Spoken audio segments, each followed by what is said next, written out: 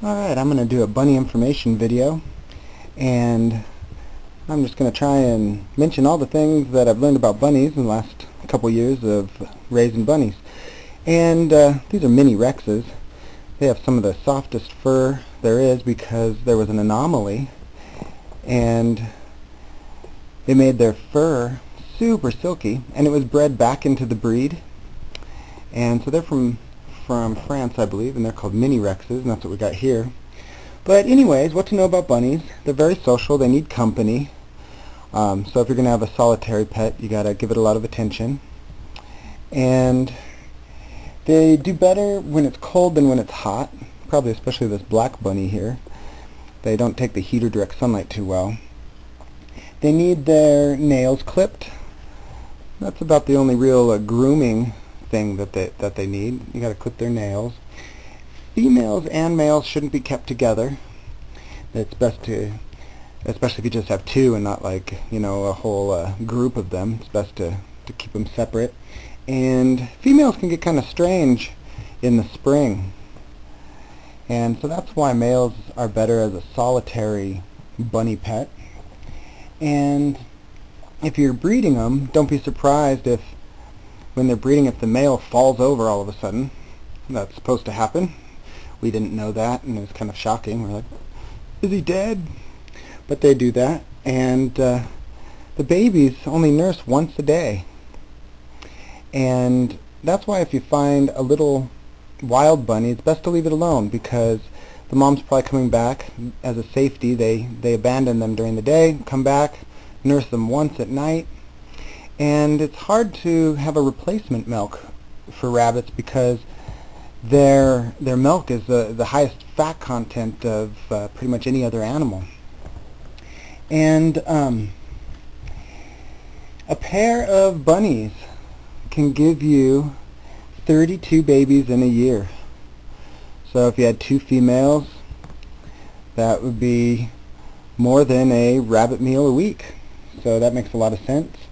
Usually they have 4 or 8 babies at a time. If I guess there's ovaries on either side, and they usually have 4 or 8 if both sides are fertilized. Some bunnies are more active than others. And the big, large bunnies, Flemish giants they usually call them, you know, they're not always the best for meat. It's more about a meat-to-bone ratio and how much meat you get for the food they eat. And so, you know, there's that to consider when you're considering a meat breed. Then, if you are breeding the rabbits, have them breed in a neutral territory. And if you want to do that just so that they don't fight, and I believe if you don't put them in a neutral territory, you put the females with the males and not the males with the females or something like that. But rather than remember which is which, we just put them in a neutral territory. And females should be a year old if you're going to breed them, or at least acting like an adult. A year is probably a pretty conservative age to wait. And then if you keep them in a cage with wire on the bottom, that's good because the poop will fall through, but you should have a board in there to stand on.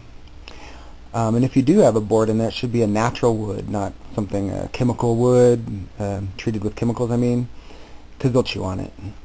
But if they're on a wire bottom all the time, they can get some foot problems.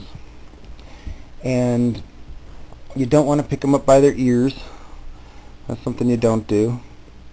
And dogs generally are the most common end to your bunny pet. They kind of the same with chickens. It's usually some dog that ends up getting them. But as far as keeping them, they really like fresh water. They need fresh water every day. Kind of like water bunnies, I call them.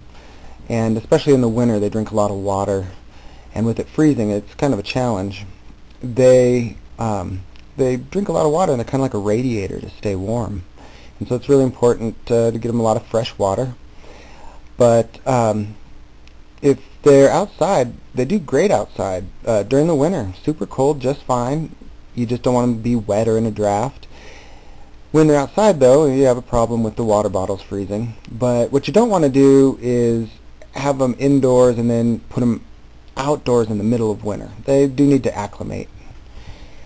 But rabbit pellets alone, that's kind of a meager diet for them. They like Timothy hay and lots of vegetable scraps.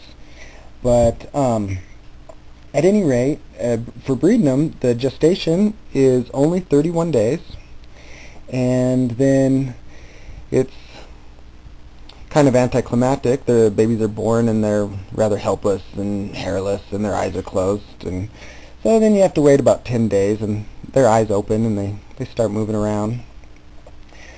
They eat solid food after 4 weeks, and it's good to keep them with the mother for about 2 months, 6 to 8 weeks anyways. Smaller breeds will mature faster. That's something to know. These are the mini Rexes, so they probably mature a little faster. And you'll want to separate the babies at 12 weeks, because then they'll start to get sexually mature. And other than that, there's not a lot to know. Cedar shavings can cause some respiratory problems, so you don't want to use the cedar shavings. And there's 4 main body types of bunnies, and so that's pretty much about it. They are a great food source. They're super cute for a pet. They don't make a lot of noise, so they're virtually a silent pet. And shoot, they can live 10 to 15 years, so that's great for a pet, but it is kind of a commitment to know about. And they're pretty neat. If you see they got diarrhea, there's something wrong with what they're being fed. And if you have a mother bunny and it's pulling all its hair out, that's normal. They make a nest out of their fur. But we like having the bunnies. They're pretty cool. And if you have any questions, just comment. And hopefully that's pretty much everything I can think of, and probably most of what you'd need to know to keep bunnies. Alrighty.